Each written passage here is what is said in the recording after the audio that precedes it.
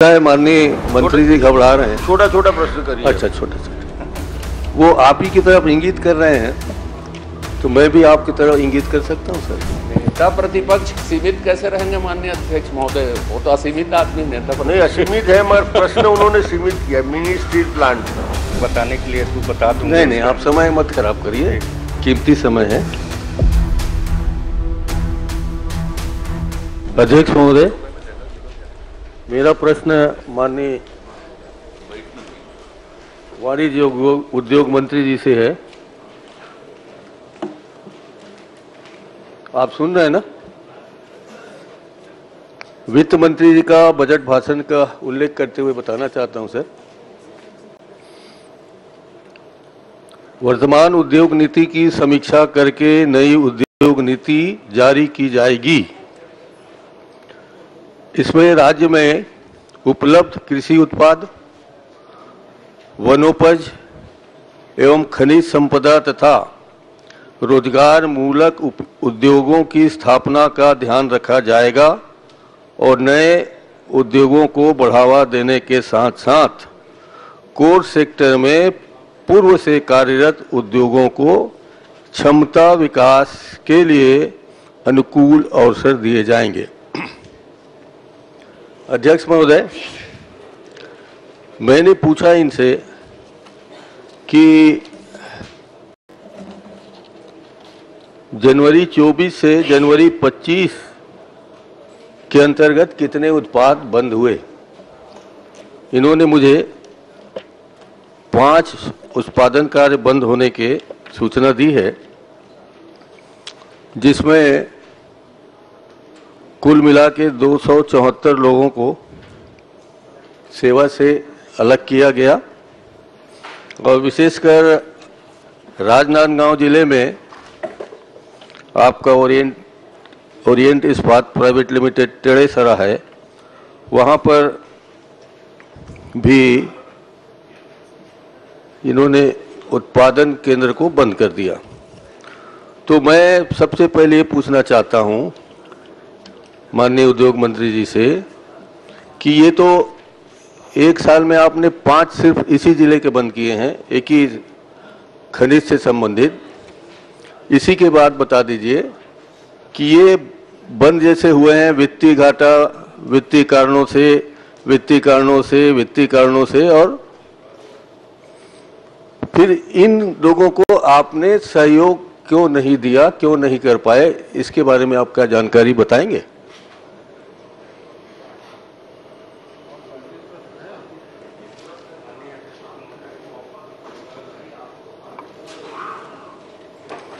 जो बंद 5 उद्योग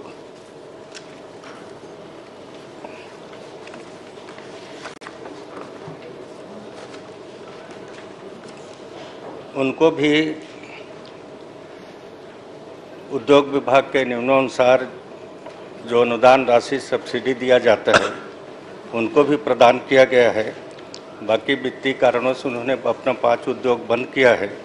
मैं बताना चाहूँगा उनको अपने ब्याज अनुदान में 5 को 75,31,000 और स्थायी पूंजी में 60 लाख रुपए का अनुदान उनको भी सहायता की गई है। और इस तरह से निरंतर प्रक्रिया है। वैसे उद्योग किसी कारणों से बंद हुए हैं उनके परिचालन से। और माननीय नेता प्रतिपक्ष जी पूछ रहे हैं, मैं बताना चाहूँगा माननीय अध्यक्ष महोदय कि अपने 2023 में भी कांग्रेस के शासनकाल में 18 उद्योग बंद हुए हैं। और आप जब माननीय मुख्यमंत्री थे प्रदेश के, उस समय सबसे ज़्यादा स्टील उद्योग लगा था और आपके कार्यकाल में लगभग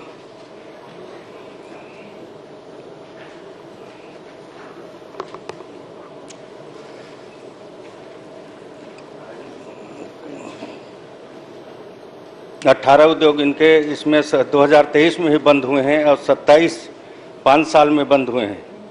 और इस तरह से रूटीन की मामला है, अगर किसी को उद्योग नहीं चल पाता है तो बंद कर देते हैं। बाकी हम लोग को तो पूरा प्रयास है उद्योग को ज़्यादा से ज़्यादा लाभ मिले ठीक है। इसके लिए नया उद्योग नीति भी। ठीक है, और कोई प्रश्न? महाराज जी लगता है माननीय मंत्री जी घबरा रहे हैं। छोटा छोटा प्रश्न करिए। अच्छा, छोटे छोटे। वो आप ही की तरफ इंगित कर रहे हैं, तो मैं भी आपकी तरफ इंगित कर सकता हूं सर।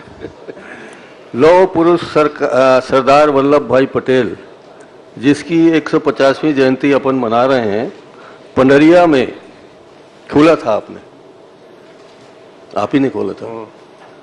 वो वर्ल्ड और हाईएस्ट शुगर उत्पादन होता था उसमें, वहां बिजली भी बनती थी। 18 फरवरी को बंद हो गया। इसलिए बंद हो गया कि आपने गन्ना उत्पादकों को पैसे नहीं दिए, भुगतान नहीं किए। ठीक है सर। भौरम देव आपका क्षेत्र है, कहाँ है? आप तो हैं ही हैं यहाँ, शर्मा जी भी शायद हैं। भौरम देव शक्कर का कारखाना 26 जनवरी से बंद, जहां बिजली भी उत्पादन होता था। बालत का शक्कर कारखाना बंद। हमारी सरकार ने मक्का के से इथेनॉल बनाने का कोंडागांव चालू करने के लिए तैयार रखा हुआ है, चालू नहीं हुआ क्योंकि इसमें लिखा हुआ है कि ये भूपेश बघेल सरकार ने किया है। और सूरजपुर जिले के करसा गांव में शक्कर कारखाना बंद। हम लोग माननीय मंत्री जी एक रिवॉल्विंग फंड बनाए थे। उस रिवॉल्विंग फंड में ये व्यवस्था थी कि अगर शक्कर कारखाना में या अन्य किसानों को कुछ पैसे देने हो गन्ना उत्पादन का, तो उनको पैसे दिए जाएं ताकि वो गन्ना उत्पादित कर सकें और उनको किसी तरीके से कोई कठिनाई ना हो। तो ये लगातार आप बंद जो करते जा रहे हैं, किसी को लीज में देना चाहते हैं, किसी को किराए में देना चाहते हैं, तो फिर आपकी औद्योगिक नीति का क्या मतलब है? क्षमता विकास के लिए अनुकूल अवसर प्रदान किए जाएंगे, यही अनुकूल अवसर आप प्रदान कर रहे हैं? क्या बता पाएंगे? माननीय अध्यक्ष महोदय, माननीय नेताजी ने जो प्रश्न पूछे हैं उससे अलग हटकर प्रश्न कर रहे हैं। अगर शक्कर कारखाना वगैरह का पूछ रहे हैं तो अलग से मैं उनको जानकारी दे दूंगा। चलिए, इस पर मैं अलग से आपका प्रश्न कर लूंगा, ध्यानाकर्षण ले आऊंगा। इसी बात पे बता दीजिए कि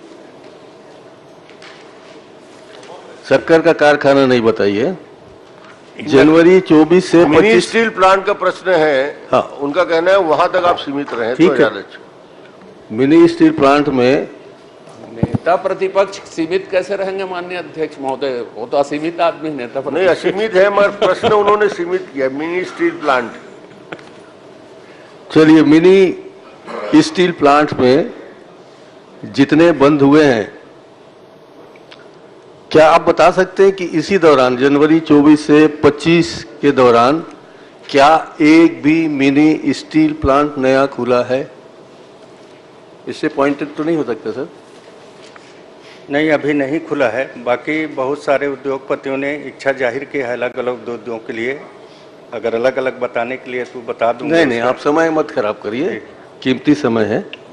अच्छा, उद्योग बंद होने पर बेरोजगार कर्मचारियों को कारखाना अधिनियम एवं श्रम अधिनियम के तहत मुआवजा का भुगतान करने का प्रावधान है। तो क्या आपने जो कारखाने बंद हुए हैं मिनी स्टील प्लांट के, उनको आपके श्रम अधिनियम और कारखाना अधिनियम के तहत मुआवजा का भुगतान किया है? यदि हाँ तो कितने लोगों को? यदि हाँ तो कितने रुपए?